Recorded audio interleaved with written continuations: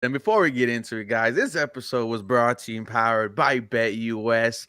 They're doing something special, 150% bonus on your first deposit to $2,000, on your second and third it's 125. We got the usual crew here, but normally we are on the Roundtable Network. Shout out to them. Now we are here. We're just trying to show off what we can do with all our numbers combined, and I'm so excited. We got Harley, we got AD, and we got Mr. Houston Texans. Guys, you know why we are here? The Houston Texans, 4-1. AD, I want to start with you. Hmm. How we feeling? I'm okay. I'm Uh, okay. My expectations are greater than most. This is just the start of what I'm expecting. Honestly, I thought we'd be 5-0. But I'm happy with the 4-1. I'm happy. I can say I'm happy. Texans, how you feeling? 4-1. First in the AFC South, second AFC overall. I'm big blessing, man. I mean, obviously, there's a lot of concerns that we all have, and they're all justifiable. But like, even with all of that, like you said, we're 4-1 with a 2-game lead in the division. CJ Stroud has yet to play anywhere near his best ball. The whole team in general. So I mean, walking away 4-1 without having played nearly our best ball, I mean, that's looking good for me. You can't ask to be in a better spot. Harley, the handsome man, the Houston Texans. They're 4-1. How we feeling? Yeah, I'm content. I'm pretty happy. I thought they would be 4-1. I thought they would lose to the Buffalo Bills, and hey, tick for tack, they ended up losing to the Vikings, and you beat the Bills. So overall, I think it's still impressive to beat a team of that caliber in any way, and you got a W. You're 4-1. My hope is that better football's ahead. Better football's ahead, and we can start with this matchup. Sessions, we'll go to you. Houston Texans 23-20 came off of a Kaimi Fairbairn 59-yard field goal from the logo to win it. This was another intense game for the Houston Texans. First half, it looks like we were going to run away. Second half, not so much, man. Thoughts on the game? I mean, it's the same old story as pretty much 80% of the games last year, and a pretty reoccurring theme this year. How I got my name, Houston Stressins. Every game is stressful as hell for no reason. Like you mentioned, the box score, we dominate, and we still find a way to keep the game close, whether it's turnovers, penalties, everything in between. But all that being said, we found a way to win. There was, a lot of good things and some bad things. Most notably to me was some bad clock management and decisions late in the game that were frustrating, but found a way to win, and hopefully we improve those things going forward and don't lose any games that we should win. I 100% agree. AD Stresson's he mentioned that there were some goods. Let's talk about one of them. Stephon Diggs against his former team, 6 receptions, 82 yards, averaging 13.7 yards a catch. Not the dominant day we were expecting, but Stephon Diggs, but nonetheless, one of the reasons why you were, victorious, really stepped up when Nico was out. It was a good day for number one, man, and it meant a lot to him. He said post game. Yeah, absolutely. And it helps that he outgained and outperformed the whole wide receiving core of the Buffalo Bills. So you can, you kind of drop your nuts on that, on that fact. But yeah, Stephon Diggs is a leader. We all know he's a leader, and he knows he's a petty leader too. But he's very, very energetic, and he shows, the team supported him and know internally how important this game was for him. And he just went out there and did his thing. As always, he's always available, always there when you need him. I think this whole season he's always been there in the crunch time when you need one of those crucial first downs. Steph is going to get it for you. Um, Reliable. So definitely think that this game was a statement game going forward. Now that we know the news about Nico, that this is a statement game for Stephon going forward. That he's a number one, and he's gonna prove it each and every week. Harley, it's now 5 weeks of Stephon Diggs being a Houston Texan.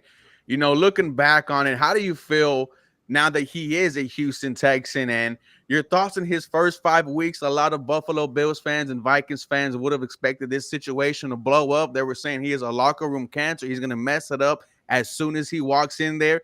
How has the Stephon Diggs experience been for you? It's been fantastic, actually, man. It's been a pretty cool little marriage. Whether or not it's 1 year or not, we'll know in the future. But overall, I'll say the fit has been great here for Houston.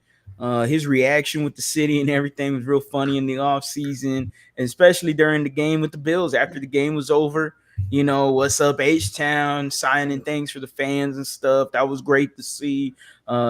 Seeing him, you know, go into the locker room after D'Amico was talking, and they cut to Stephon Diggs there, and he talked about how much the game meant to him, like AD mentioned, you know. So, yeah, you know, it's been pretty cool with Stephon. I'll say this, though, in terms of performance and in terms of statistical stuff and everything like that, it's been about average in terms of that. Just because of my expectations were a little higher, the hype around him was very high too. Maybe it was just a little, maybe the expectations were a little too high on my end. I'm just looking at someone that's a bona fide wide receiver one that has been there, done that. I thought maybe the performance would be a little bit more outspoken, but I guess I'll say this to debate myself. Nico Collins basically just said, "Hey, I'm gonna eat. y'all gonna get this, but I'm gonna make sure that I'm gonna get everything that's on the plate. All right, and I'm gonna get dessert too." I got one question. Go ahead, AD. Do you think, you know, that the Buffalo Bill matchup was the only motivation he had? I think there was a report that came out. No, don't start. Don't start. I already know where you're going. Shout out to Cardi B. Shout out to her. Hey, man, Stephon Diggs, whatever you need to, you know, whatever you need for you to be the number one player out there, shout out to the Wild. That's what she says she has, man. Shout out to Cardi B. I saw the Shannon Sharp video about that, like about his last name. Like his last name is Diggs for a reason. Yeah, buddy. You know, according to DJ Academics, he's doing other, woman. It's insane, man. But did y'all watch that? That was crazy. Like, so Academics was a source, and he like stated it like as a fact, and then you watch his video, and his video is like, "This isn't a fact. I'm just assuming." And he basically said it was just text, but I'm gonna say it wasn't. It's like, that's kind of reckless, bro. That's DJ Academics. Yeah, that's Academics. How he used. Yeah. But we know how he makes it. If Cardi B pops out to a Houston Texans game, that would be crazy. Look, man. But you got a Houston Texans game. Is that what you said? Yeah, imagine she pops out at one. Speaking of popping out, I said this last night. I implore all of people who love women and of that nature. Aziz Al-Shaair is right up there at the top, brother. I'm gonna send it to y'all in the chat. Separately, I'm talking about the group here. But if you haven't seen Aziz Al-Shaair's girlfriend or fiance or whatever, brother, if you got that, you can be on my team for the rest of your life. He is, bruh. He's winning. So he never loses. Never loses. Okay. The stressings. Harley brought up Nico Collins, and we could get into it. The unfortunate news that he is being placed on IR, going to miss at least the next 4 games with a hamstring injury that he suffered in the first quarter in the win against the Buffalo Bills. Your thoughts on losing number 12? I mean, we're talking about arguably one of, if not the best wide receiver in the NFL. Yeah, I mean, it sucks. I mean, there's no denying that. It definitely sucks, but immediately you think, okay, what's next? I will say just with the injuries overall, the way they're managed, both D'Amico and Nick Caserio, they've been on record, and they've done it. They've shown it with their track record as well. But they err on the side of caution. They are very cautious on players and rushing them back. Joe Mixon is a case in point. I really do think a lot of these players like Joe Mixon, Dameon Pierce that have injuries probably could have played in some of these games, but they are seeing big picture. The fact that we still are 4-1 despite some of that, I think it tends to be the same with Nico. Like maybe he could have came back in 2 to 3 weeks, but maybe they said, hey, let's just not even worry about it. We see this 4-game stretch.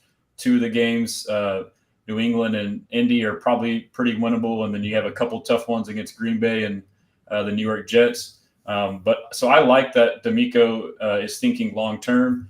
But as far as filling in for him, I think we'll be just fine. I mean, I know we had talked about, Harley talked about Stephon Diggs not getting the stats that he had liked, but I mean, can you blame CJ Stroud? I mean, a lot of it is because CJ Stroud has an alpha and Nico. If he's open every play and catches every ball, why would you not throw him the ball every play? So as a byproduct of that, Nico's stats are crazy, but Tank and Diggs might have suffered a little bit. So this could be a blessing in disguise and a good silver lining to get the rest of the guys going. I know a lot of us have been, wanting Tank Dell to get going. This is a great opportunity for that. But as far as like who steps in immediately for Nico is going to be Xavier Hutchinson. Nico's that big X receiver. We saw it in the game. Hutchinson is his backup X receiver. But as far as like actual production and targets, I would think that Diggs steps up. I mean, CJ already talked about it today. He said already in practice he's already taken on a new role. So there's a reason why we went and got a receiver this offseason. We saw what happened when we had injuries last year. And then on top of that, a reason why we went and got a veteran receiver. So now we have Diggs who's going to step into this veteran role and take over. And then one last thing, too, is I think Tank is primed for some big games. We all saw it last year that Tank and CJ in the scramble drill was electric. I mean, game-changing 50-yard plays. But this year it kind of was more so him and Nico. So I would look to see whenever we see, every other play when he gets pressure and CJ flushes out to his right, the guy he's looking for now is going to be Tank Dell. So, it sucks, but I think it's a blessing in disguise to an extent if we can come out, 3-1 in this 4-game stretch. AD, how does this Houston Texan offense adjust and adapt to life with that 12 for maybe the next 4 to 5 weeks? Because when you look at the game where he's supposed to come back, Landry Locker mentioned it's at New York on that turf. Do you really want him back on that, on that game? No. But Not on how do the Halloween. Houston Texans go forward? They have we said it preseason, man. They have an assortment of weapons. So not only do you see an uptick in Stephon Diggs and Tank Dell, like Stressens mentioned, you also see more of Dalton Schultz. You also see more of Cade Stover, getting more opportunities. We talk about Xavier Hutchinson, but don't forget John Mechie is there, been active the last few games. He's a potential, guy to get targets as well. So to me, this should open up the playbook a little bit more because now you take that home run hitter away in Nico Collins and that reliable guy in Nico Collins.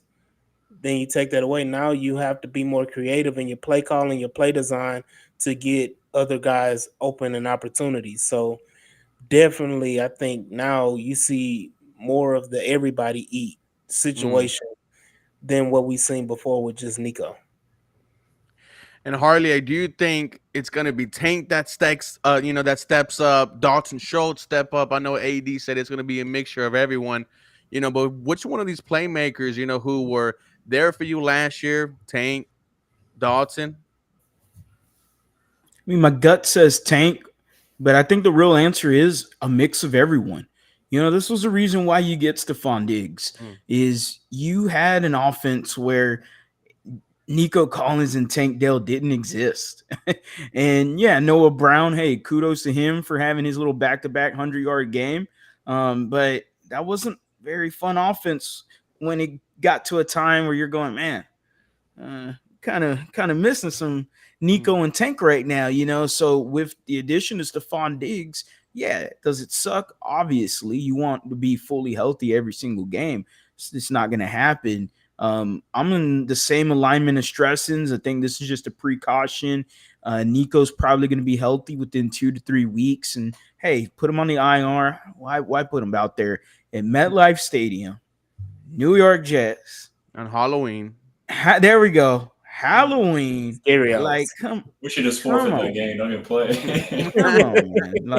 Like it feels like an L written all over it. Like it just sounds scary. Just come out of there healthy. You come out that game healthy, that's a dub in my opinion. That's a dub.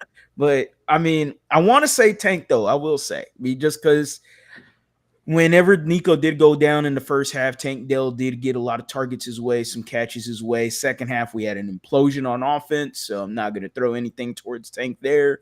But I want to see Tank get involved more. That's who I'd like to see. Some implications could be that, hey, maybe Xavier Hutchinson, given that Stephon Diggs is on this implied 1-year marriage, maybe Xavier Hutchinson or John Mechie show you that glimmer of, maybe that could be a guy that we can utilize next year a lot more and maybe be more comfortable. That's what I want to see. Can Mech do one of those like, oh, okay, I'm pretty comfortable with them moving forward going into next year? That would be interesting to see in this 4-week span. As we move on to the game, hopefully Nico. Hey, Ruben, I got one more thing to add on that, if you don't mind. Yeah, what's interesting to me is that Nico's the big body X receiver, and that's what Hutchinson is behind him. But the difference is Nico's the big body receiver that can stretch the field. He runs a 4.4.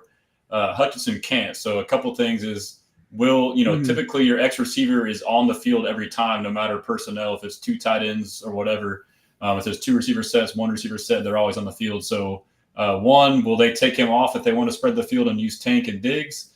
And then 2, the chat has made some good points. I know a lot of us may not want to hear this, but Robert Woods is another guy who they're going to use to step up. We don't want to hear that, but that's what's going to happen.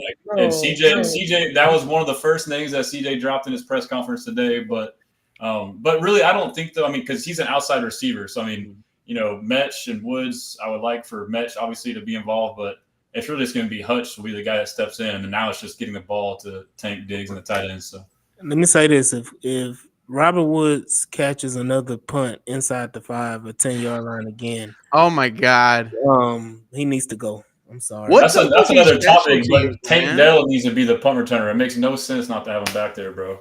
I'll say this. Nah, because wait till he gets hurt. They're going to start screaming why you had him back there. Yeah. But the injury risk on punt return is minimal, bro. I'm like, at this point, put John Mitchell back there. I want to say this. Steve Sims did the same exact thing. Then Robert Woods did the same exact thing. And what really irks me is that Woods is a veteran.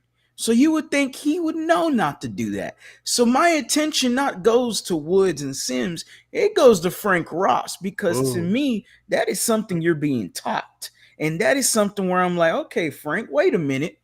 Oh, man, now Ruben knows how much I enjoy watching some Frank Ross at training camp. That man is pure hype. That man will make me run through a brick wall. I mean, I ain't got no problem. But I'm just saying, man, this isn't the special teams for the Texans. Super letdown so far, especially the punter, Tommy Townsend. Super letdown so far. Except for Kaimi. But Tank Dell was like the best punt returner in the nation in college football. He was absolutely electric. I mean, like, what are we doing? They don't want to risk injury. They don't. I already know. Stressing, as we go to you, let's stay on the special teams, man. Kaimi Fairbairn might be the best kicker in the NFL. 3 50-yarders against Indy, 3 against Chicago, 2 against Bills, one of them being a 59-yarder. You think he's the best kicker in the NFL? I mean, he's got to be up there. Justin Tucker's kind of regressing a little bit. I mean, what he's done so far this year, I don't think anyone else has come close to it. I don't know if it's, if other kickers have had the same opportunities, but I mean, he's missed 1 field goal all year or 1 50-yard field goal all year. And that 59-yarder, like, he even thought he missed it. Like, yeah, I had a little slice on it, and it still was nails down the middle. I mean, what a weapon that is, though. I mean, so this kind of helps us as Texans fans. Obviously, the start has been frustrating in different areas, but one thing we have shown is we can win in a multitude of ways, one of which is field position and field goal kicking. So having an automatic long-distance field goal kicker, the best in the league, like Kaimi, as we get into the playoffs, is an absolute weapon to have. He's just someone that deserves a lot of flowers. We would not be 4-1 if it's not for Kaimi Fairbairn kicking the football. This Houston Texans defensive line was swarming. Josh Allen had arguably the worst game of his career, 9 of 30, 131 yards, 1 touchdown, no INTs, a quarterback rating of 56.4. Tell us about this swarming Houston Texans defense. They're The Start with your crazy boy, who number 39. again, Ooh, again, dude. Texan fans, I want to say you're welcome. Um, through my Jedi mind tricks and my awesome, platform that I'm promoting Henry Toa to new heights. I'm elevating him to new heights that he's never seen before. Bigger than anything you've ever seen before, better than everything you've seen before. How the We turntables have appreciate that. turned. We Henry appreciate that. Toa is on pace to be a Pro Bowler. And he showed the nastiness, the grit. I think he's top 5 in tackles in the NFL right now, if I'm not Dare I mistaken. say some leadership also shown in that mic'd up video? Yeah, I got you. I got you. Whatever you need, I got you. Henry, he graduated from Noah to Toa. So He got his shout name out, back. For show, show. right? Um, definitely been playing this behind off. Sideline to sideline, been showing the speed, been showing the nastiness. Learning from Aziz Al-Shair, who's been crazy good for us this year. I need him to go and put some stickum on his gloves or something, but Ugh. yeah, he got to be better than that. But the interior defensive line has been great as well. We already know about Will Anderson and Daniil Hunter, but Foley Fadakowski has been amazing this year. Shout out to Tim Settle as well, who's been given a lot of interior pressure. Of course, early in the season, you had Mario Edwards, and we all know about Khalil Davis from last year. So the defensive line has been stout, even though we were missing a few pieces. But I do want to acknowledge and shout out Dylan Horton. Came back and played the whole game and was effective in this game as well. So shout out to Dylan Horton, who came back from cancer, stage 4 cancer, was in remission and came back quicker than what we thought. I thought he was going to be out the whole year. Came back and he's already making an impact in the game. But yes, this defense is swarming. This defense is fast. This defense is violent. This defense is sticky in coverage. Whatever you can talk about, this defense has it and shows it. You want to talk about Kaimi winning us games? The defense, for damn sure, is the reason why we're 4-1 right now. And what does that tell you about this, D'Amico Ryan's led defense? Hardly entering this game, Josh Allen was viewed as an MVP type of quarterback. It doesn't matter what his weapons are out there. He can get it done by himself. The Houston Texans defense made him look absolutely silly, man. How do you feel about this defense led by our head coach? I mean, how do you not get excited about that game defensively as a fan? I mean, Josh Allen is a top 5 quarterback in the NFL. You made him look like minced meat out there. I mean, it wasn't sure he had a few missed throws. That's part of the game, man. I mean, come on. The Houston Texans did their job against Josh Allen. If I'm telling you just his stat line, Josh Allen went 9 for 30, 131 yards and a touchdown. You're thinking, oh man, it wasn't a day for Josh Allen. It wasn't. Like any Bills fan would be like, oh yeah, we lost. And they're gonna ask, well, what was it? The Steelers defense? Was it the Niners defense? No, it was the Houston Texans. It was a damn good defensive effort by the Texans. They continued to answer the bell every single time when their backs were on the ropes. They had CJ Stroud fumble that ball on the second turnover in the fourth quarter. And the defense, I'm thinking, man, I don't know. How many times are they going to stop them? Like how many times can the defense save your ass? And here you go, man. You hold them to a field goal. You make it 20-20. Something where they were inside the 20, inside the 15, somewhere around there. I thought it was going to be a touchdown. I ain't going to lie. I thought they were going to score. I was like, oh, no. Regardless of the Bills, needing to be investigated because, a concussion issue with Josh Allen. But that's besides the point. Horrible. Little smelling salt. BS, boom. Get on in. Smelling salts, man. Yeah. Crazy work by the Bills there. They need to be investigated. Yeah, I got a stat. I just realized looking at the last 5 games, the Texans have only allowed one 200-yard passer this whole season. Ooh. And that was week 1 against Anthony Richardson, who had 234. IR5? Those are like from one play. Yeah, from 3 plays, really. Yes. Yeah. Or to take one of those 3 plays away is under 200. Right. know, So Sam it's Darnold had 4 like touchdowns. Sam Darnold only had 181 yards. I Passing. know. But hey, taking Josh Allen's 9 for 30, 130 yards, he had freaking 50 on a 5-yard hitch route. Right. That was a You false take that away. push off. Shout out to Keon Coleman for getting that. Stresses, Hey, I but I want to think ask this you. points to a bigger overall theme, though. Like D'Amico Ryans is a defensive-minded head coach, and this is a reason why our games are so close. Is he knows how good that defense is. This is the way he wants to win games. Like we don't want to win games like this because it's stressful, but he wants to lean on that defense. He wants to be conservative as hell, play the field position, and have the defense win. But hopefully, we get away from that. I wanted to stick with you, Stressings, and ask you about Derek Stingley. Once again, it seems like when there's a big moment for the offense and they need a play, they test number 24 and he shuts it down. How has he been this season for you, man? Entering this year, I was saying if he's healthy, we're talking about one of the best cornerbacks in the game. I think 24 the past 2 weeks has definitely looked like it. How do you think Derek Stingley has been so far? Yeah, so I agree. You mentioned the past 2 weeks. I would say before that, he didn't play up to his standard. I mean, he played good, but we saw what he did at the second half of last year, and then through training camp, he was like the one player that kept intercepting C.J. Stroud. So we know what he's capable of. He's an All-Pro player, so we've been holding him to those standards. So early on, he kind of had some bad coverage plays, and I thought an area where he struggled early on really was tackling in the run game, which is actually a strong suit of his and something that D'Amico Ryans really likes from his safeties and cornerbacks is to be physical in the run game and tackle. But as you mentioned, the past 2 games, he's back to his old self. So that's good to see. I mean, when you have someone of his caliber who can basically just shut down whoever he's guarding, and if they throw his way, it's more likely for him to catch the ball than the other receiver to catch the ball. That's pretty insane. So, if he keeps it up the rest of the way, I think he should be an all-pro season. Harley, as we move to the offense, I think it's a tale of 2 halves.